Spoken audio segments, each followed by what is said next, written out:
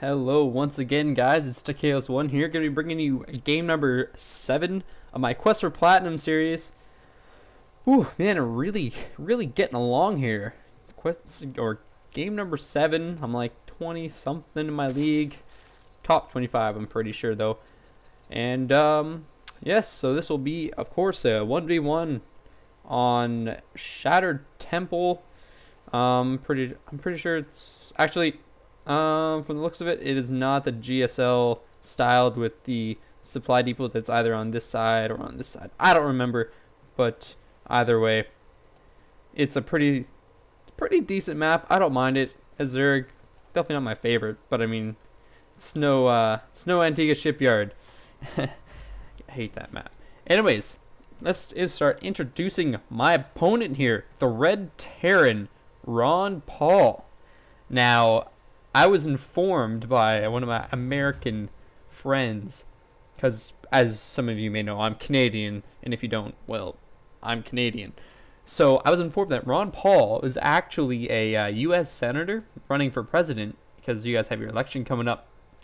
And so yeah, I'm playing against U.S. senator. Now, whether it's actually RonPaul, the senator, or not, it's still really funny, and I mean, it's kind of like Canada versus USA in an epic Gold League 1v1 match of death. I don't know, but yeah, RonPaul. I thought that was pretty amusing. I actually wasn't going to cast this game because it wasn't really that exciting. It was just pretty standard kind of play. But yeah, my friend was like, "Yo, RonPaul, you should totally cast it. Get lots of views." And I'm like, "That's an amazing idea." So I casted the game. Or I'm casting the game. And yes, okay. And time to introduce the other player in this 1v1 matchup. It will be the purple. Oh, I always want to say purple because it's the creep. And I look on the little mini map. But the blue Zerg, Chaos1, that's me. Going for, as you can see, nice, tasty, fast expand.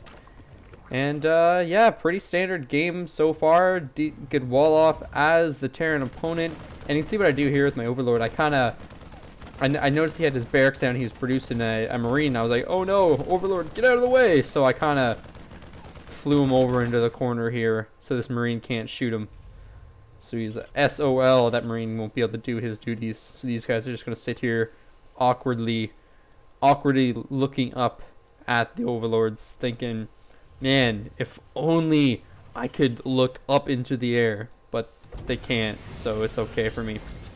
And yeah, I mean, I got queens coming, and you can see the factory on the way for my opponent here, and a reactor on that barrack, so he's going to try to do some reactor Hellion. Very standard opening for Terran players versus Zerg. He's got his second geyser down now. Going to be fully saturating that, so definitely going to be going a gas heavy build, which is okay with me. I like my my mutas, and that's basically all I do in PvZ or TvZ. My apologies. Both queens down. Injects going slightly supply blocked here, regrettably, but that's okay. Not a big deal. Got a bunch of Zerglings on the map. Grabbing the center Xel'Naga Tower, which is extremely key on this map. You definitely want to have control of that Xel'Naga Tower as often as possible. I mean, it's just so useful. I don't even know how to explain to you how useful it is. It's just amazing. See, I have my speed on the way, and my opponent here is producing 2 Hellions, just as I predicted. I should have sent some, well, wrong button there. Yep, I did scout that out very nicely, so I do know that the 2 Hellions will be on the way. Nothing for me to worry about at all. I do, in reaction to that, send or put down three spine crawlers. So now, I don't know, I think that's might be slightly overkill, but I mean, it helps. And again, Xel'Naga Tower, I saw those 2 Hellions coming in, get my queen in position. My creep spread is on the way. Just gonna do a little bit of poking there, send 1 Zergling in, just do all sorts of damage. Look at him, just getting all sorts of hits off. And my spine crawlers are now finished, so they successfully delayed that attack. So there's no way he's going to be coming through here anytime soon with 3 Hellions. So I'm in a very good position. My opponent here is wisely expanding. He sees my expand is down and nicely saturated, so he's grabbing his own. Of course, I should be able to see this. Oh, yes, I do. Yes, I do. And he does have siege tech in he has siege tech in production with a siege tank, and so very standard, very standard opening for my Terran opponent here. Again, this is why I wasn't really necessarily planning on casting this game. And these Hellions should get taken out. If not, well, at least one of them died, and that's okay. I do have a bunch of Zerglings here, though, just doing nothing, missing an inject, but that's okay. If I'm not injecting, I should at least be throwing down some tasty creep tumors, getting that creep spread going. Very useful all the time. And so, yeah, basically pretty standard game. His command center is just about done. Stim is on the way now, just about at the 8-minute mark it started, which is what I believe to be fairly standard for Terran. Of course, as you know, I don't play Terran. I play Zerg, like TLO and all sorts of other people who I absolutely just adore, and I watch them like there's no tomorrow. And did you guys, like, for those of Zerg players out there, or even if you're not a Zerg player and you're just really, you know, you don't have any inspiration to be playing Starcraft and flattering, just look at Stefano, for example. He is 18 years old, and he's won something like $90,000 worth of real money just in playing Starcraft tournaments at 18 years old, which is absolutely insane. I mean, how many people can say that they got $90,000 at the age of 18 just for playing Starcraft? I mean, that's pretty amazing. My spire is going down. Where is it? There it is. I do have an overlord here, making sure there's no bunkers or crazy shenanigans going on.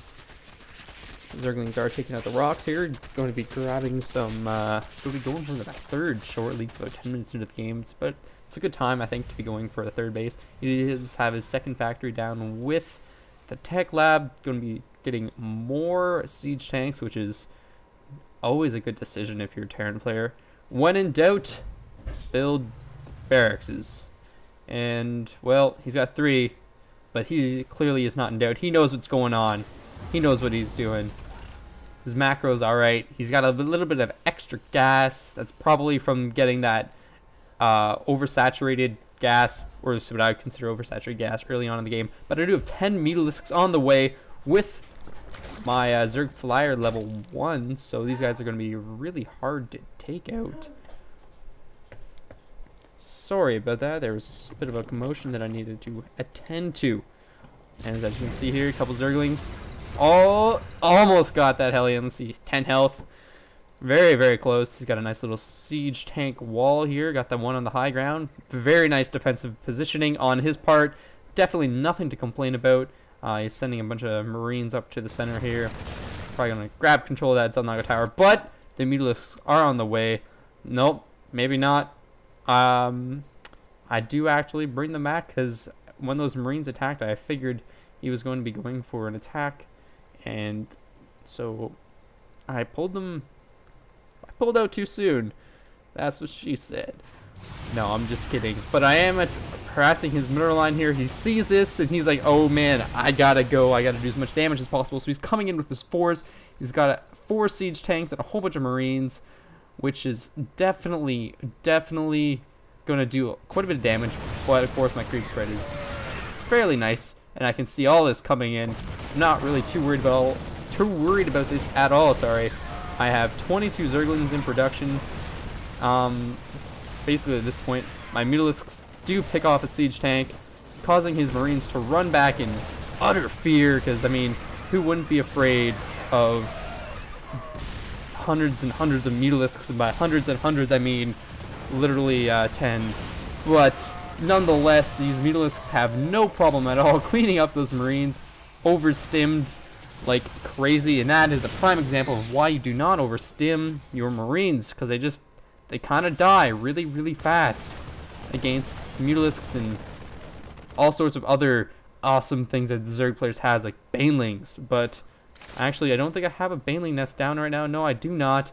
And I'm really not too worried about this point. I fended off that attack really well. He really didn't do too much damage. He took out the 3 spine crawlers and a queen, I think, plus a bunch of Zerglings, but that's okay. And I mean, all he has is a siege tank, well, 2 siege tanks now, a bunch of marines, and a Thor. But he's still only running off of 2 bases at about 14 minutes of the game. But I am on my 3rd, and I have decent saturation incoming. I do have my queen there. I have all queens everywhere, so it's coming along very nicely. I have my +1 attack coming in.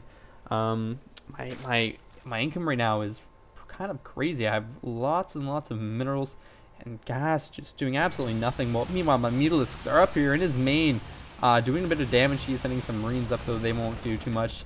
Hopefully that supply depot will burn to death, because there's nothing more satisfying than watching a supply depot burn to death. Let me tell you, as a Zerg player, love it. Love it, love it, love it. And at this rate, he's got 3 idle workers just chilling in the back of his main, still not repairing that supply depot, and will burn to death. He's got about 10 health, 5 health, and oh, too late. That supply depot burned to death. That's 100 minerals lost, and that supply blocked him. Indirect supply blocks are probably the best supply blocks you can get, and they're just so satisfying, even though as a Zerg player you don't really notice it happen. And I am getting quite the supply lead on him right now. And I do have a bunch of Mutalisks getting ready to go out. And Baneling Nest is going down extremely late, in my opinion. 3rd base is down. Getting these geysers kind of late again. Not very good. He's doing a really good job at spending his money, though. Then again, he is only working off of 2 bases. This siege tank needs to get down here. And he probably should have these guys sieged up in case of a counterattack. Well, I guess it's not really a counterattack at this point in the game, but just for an attack in general. I do scout those marines around the edges of the map, and I figured it's probably best for me to just avoid that. Gonna get a nice little siege tank kill there, but he does have 2 Thors, and Thors do lots and lots of damage against Mutalisks because of the splash. He scans right here, I guess, searching and see if my Mutalisks are chilling there, but it doesn't matter because I have creep spread. And that's going to give his army away more than my Mutalisks will, because creep takes a little while to kill. And he's just setting up his little defensive position here, wisely doing so, spreading his siege tanks out. Kind of. Those ones could be better. And I definitely wouldn't have... I personally wouldn't have my units clumped together like that as a Terran player. But so it's a good thing I'm not a Terran player. And here's the engagement. I got Mutalisks coming in from the back, taking out the huge siege tanks. Baneling is taking out most, or not most, sorry, but a fair bit of damage. And these Mutalisks are just running rampant, taking out tanks. He turns around to attack, and I just bring in my army, completely flanking him. And there we go. He has nothing left. He's left the game with only 65 supply. So there you guys have it. Ron Paul, the U.S. Senator, in line to being America's next president, lost to me, a Canadian Gold League Zerg player. You know, it's pretty sad. You would think running for president he would have some have somebody coaching him, but he does not. He's only now getting his 3rd down, and it's barely started. And meanwhile, I'm working on all sorts of upgrades. He's only level 1 isn't even finished yet. Ron Paul, I wish the best of luck to you in your presidential campaign, but please don't play StarCraft ever again.